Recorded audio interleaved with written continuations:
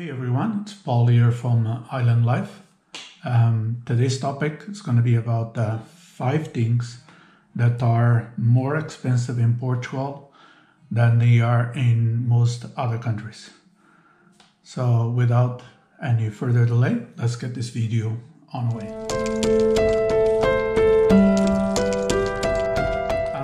But while I talk about these things today, I want to put a video up about the beach.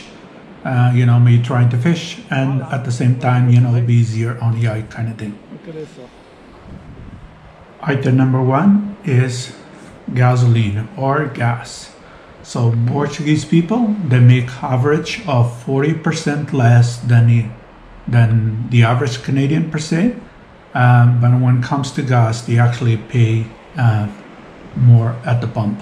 The average family of 2, they spend in general about between 85 to 95 euros per month. Item number 2, it's electricity. Electricity is twice as more expensive in Portugal than it is in Canada, say. And in top of the consumption, they put the taxes and delivery fees. So electricity in Portugal could be quite expensive. We used to inside the house be nice and comfortable. Here you're not going to find that. You're going to give that away a little bit.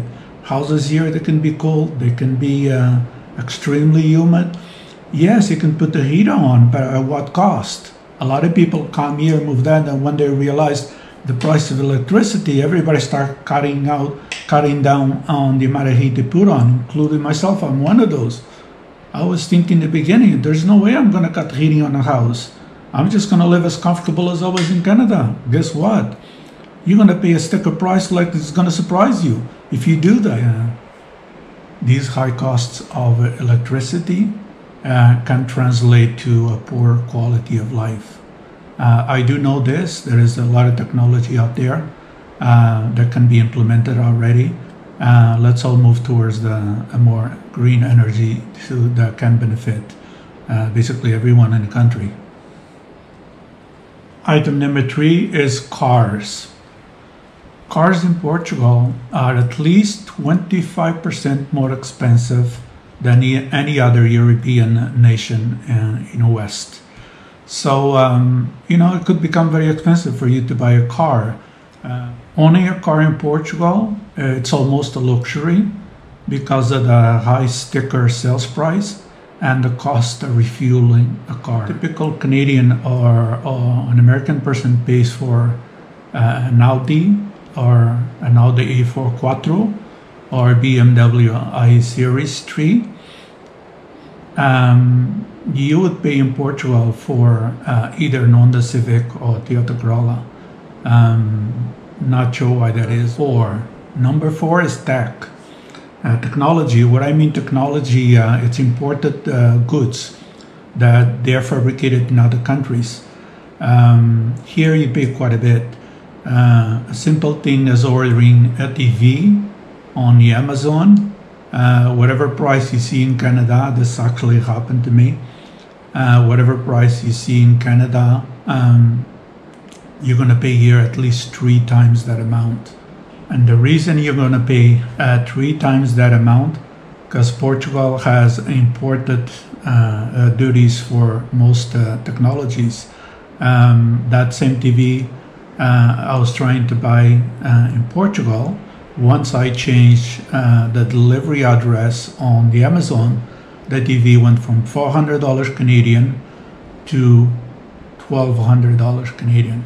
That was if I wanted to buy that TV and have it delivered to me in Portugal. Number 5. Number 5 is toll routes. Portugal, believe it or not, we have a lot of beautiful freeways. We have a lot of roads that you don't have to pay for it. It's definitely a choice if you want to get into a toll route. But if you want to get from point A to point B a little bit faster, you need to get into these toll routes. If you were to take a trip from Algarve to Lisbon, or from Lisbon back to Algarve, usually in pay toll routes you'll pay about 22 to 26 euros or so one way. these can become quite substantially expensive. And then if you're coming from Lisbon back down to Algarve, and then you cross Algarve, is additional 10, 12 euros on top of it. So for a typical Portuguese that already has to pay additional for the car that he's buying, and you have to pay additional for the gasoline that you need to buy, and now you have to pay an additional sticker price on top of toll routes. So traveling in Portugal, it's a luxury for a lot of people. Believe living in other countries, they're more elevated because they don't have these additional prices on top of these items. These additional prices prevents a society from having a little bit better of a quality of life. A lot of people move to Portugal not because of the low cost of living. Vast majority of people, they move to Portugal because of nature, the weather, the villages around, the history in these villages, the castles, the beauty of the countryside, the fruit trees that you see on the roads. Vast majority people move to Portugal because of these reasons. But if you're moving to Portugal in order to have a good quality of life, be prepared. You're going to pay extra for a lot of these things I talked about here today. There's no things in Portugal are more expensive than other countries. Video, but also there's a lot of good things about this country. Not just you can have a very good quality of life in Portugal. You have security. You have beautiful weather. You have access to basically anywhere in the world. Portuguese passport is a well-known, recognized passport. Today you can go anywhere in the world. So there is a lot of good things, a lot of good reasons to move to Portugal today. Some of these reasons may be, just the Portuguese culture. I think it's a beautiful culture. Portuguese people are trying to hold on to their old traditions, and some of the traditions that we have here in the country, they go back hundreds of years, and we still see that today. You see festivals throughout the villages, throughout the country. Almost every city has it, and these are unique to Portugal. Yes, Portugal does have a few things. They're more expensive than other countries. But you need to understand also a little bit of the history of Portugal. Not too long ago, Portugal was a dictatorship in the 70s. So we transitioned from being in a country which was seclusive and dictated by a government that basically secluded anybody from doing anything. So we moved from that to become a democracy. Portugal has come a long way.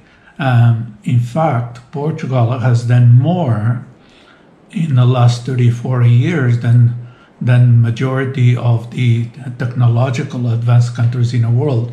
Because if you look at countries that are very well advanced in the world today, they actually they didn't change much in the last 30 years. And if you look at Portugal has progressed so much to the point that quality of life is at the standard of the first world country. Cars are a little bit expensive. Toll routes are expensive for traveling in a country, but we don't have goods built in the country. Portugal doesn't have cars they're building. We don't have Portuguese cars. We don't have manufacturing in the country. Maybe now it's time for Portugal to help entrepreneurs start up their own business. You need to support those type of business. We need to start thinking about building products in Portugal. Not only just build them in Portugal, but also export them to the rest of the world. The government needs to start supporting these things in order to have a better life in Portugal. All these things can be accomplished and will be accomplished, just a matter of time. So, Portugal is not perfect, but definitely is one of the best countries to live in the world today.